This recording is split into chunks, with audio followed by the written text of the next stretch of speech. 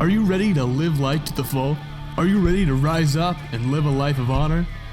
Are you ready to boldly step into a life of courage? This is the Manlihood ManCast, and here's your host, Josh Hatcher.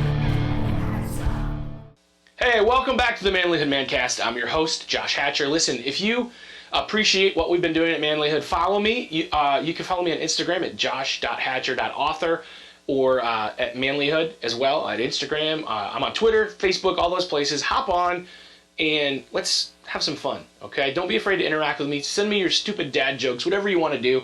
I love you guys, and I love to be able to interact and have fun and kind of get to know you better and have some cool conversations. So I look forward to hearing from you. So guys, today's episode is part of our Blood and Guts series, which we've been talking about, kind of gearing up as we head into the Halloween season. You know, I get it. Not everybody is into the dark and the macabre. I'm cool with that. I get it. I just know that sometimes there's, I don't know, maybe I'm the guy that tries to look for those positive things in everything. So when I think about, even in the darkness, I'm like, where's the light?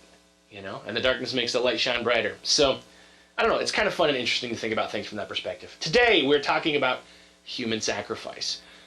There was a movie that was really hyped, and then when it came out, like, it didn't get a very big reception. It was called Apocalypto by Mel Gibson. He has a tendency to make some movies sometimes that people don't, they either really resonate with or they don't, and that was one that they really did not necessarily connect with. So the hype just kind of led up to this. But I remember in this movie, it was basically about the Mayans or the Aztecs. I always get them confused. But I think it's the Mayans. And you see this ancient civilization, and it's massive, and it's pretty advanced for the time in history that they were.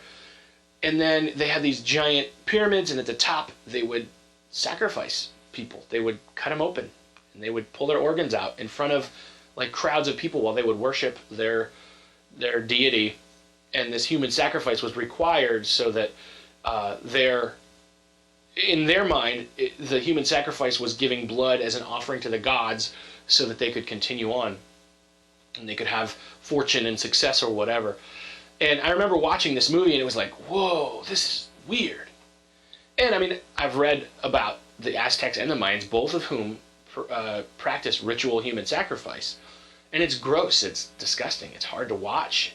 I'm glad I've never seen it in real life. I mean, just the movie magic where it's like peppermint syrup or cornstarch and food coloring or whatever. But you know, it was real. It happened. It happened a lot, and it happened in almost every culture in one way or another. There was sacrifice of humans as a way to appease the gods that they thought they were appeasing. You know, even within Judeo-Christian history, we see that the Israelites at times would fall into the religion of the people around them, and they would start sacrificing their babies to Moloch, and horrible stuff. When I think of human sacrifice, my first thought is always horror, abject, horrible things that I don't want to think about. And then I think of something else about it, though, and this is the sacrifice from the good perspective. I think about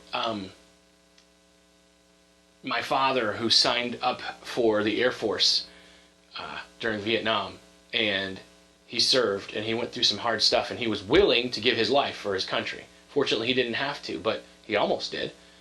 He was in crypto in the Air Force, and he was in the field somewhere in a communications van setting stuff up, and a missile landed in his lap and actually cut his leg, and his orders were to detonate the van so that he wouldn't be captured and the information he had would not be distributed to the enemy. Fortunately, they were able to extract him and he was okay. But he was willing to give his own life to protect his country. And I know a lot of men and women who have given their own lives to protect their country. Or to protect their family, even. Police officers that go out every day and strive to keep the peace in their community.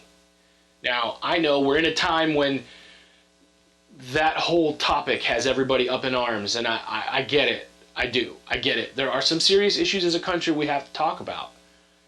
But let's just be real for a second and look at just the statistics alone will show us that most of the people that are risking their lives on the streets to protect the peace of their communities, most of them are in it for the right reasons and have a good heart. I think of our firefighters who, I live in Bradford Township in the middle of Pennsylvania, northern Pennsylvania, and there is a paid department in the city, but here in the township, it's a volunteer department. So these guys walk around with radios. They'll go off and tell them when there's a fire or an emergency, and they'll run. They'll get up in the middle of the night and go put out a fire. They'll all get together to help somebody who needs it. They'll put their lives at risk. They will charge into a burning building to pull me out if my house is on fire, knowing that they might not make it out. That's sacrifice. And that is noble. And honestly, that is one of the cornerstones of manhood, I believe, is to be willing to die. And I know when I fell in love with my wife, I would give anything for her. If I had to take a bullet for her, I would have not even hesitated twice. When my kids were born and I saw their eyes and I held them, I would die to make sure that kid had the best opportunities he could have. And she could have. I mean, I had 4 of them. And every one of them, I love them, and I would die for them. And I would live for them. That's the other thing that matters. I would, not only would I die for them, but I would work hard, and I would do everything I could to make sure that my kids had what they needed. And I think you guys would probably all say the same thing, right? You know that if you're needed, if you're called upon to give, whether that's your life or whether that's your death, you'll do it. Because you know that there are people that need you, that are counting on you, and you're willing to. And I think that is something that we all need to embrace and fully understand, because to live for someone and to die for someone is the greatest kind of love, man.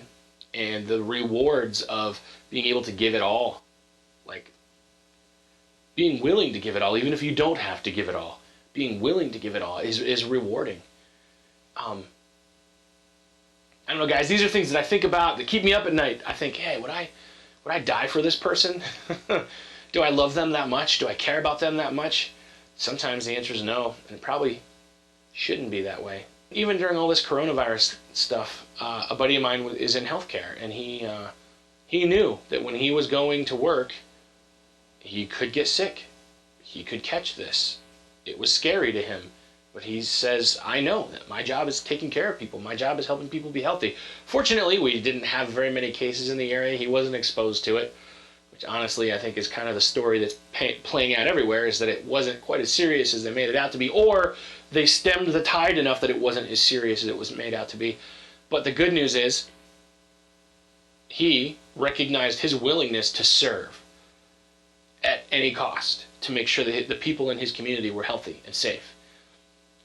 What is it with you guys? Where are you at? Who are you willing to die for? Who are you willing to live for? Who are you willing to put everything on the line to take care of and protect? That is the core of human sacrifice.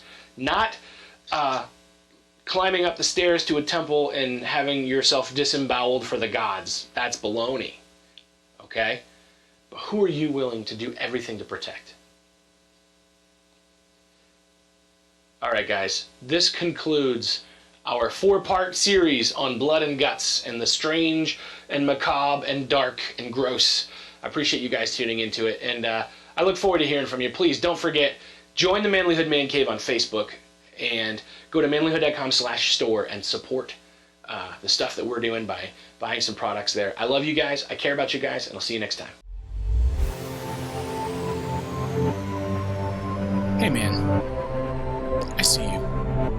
I see your fire going out. I see your marriage barely holding on. I know you're broke, wore out, and at the end of your rope.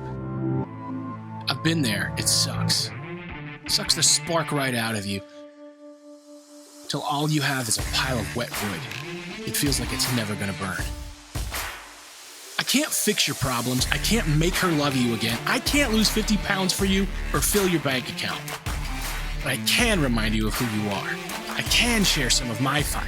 I can help you make a plan to get your life back on track. So let's go. Let's do this. Let's reignite our lives. There's a lot at stake. No one wants their marriage to end in divorce. No one wants to wallow in despair or to the dark places that follow. So let's do it. Let's reignite our lives. Let's reignite our passion, our marriage, our health, our career, our dreams, our mindsets. Get reignited today.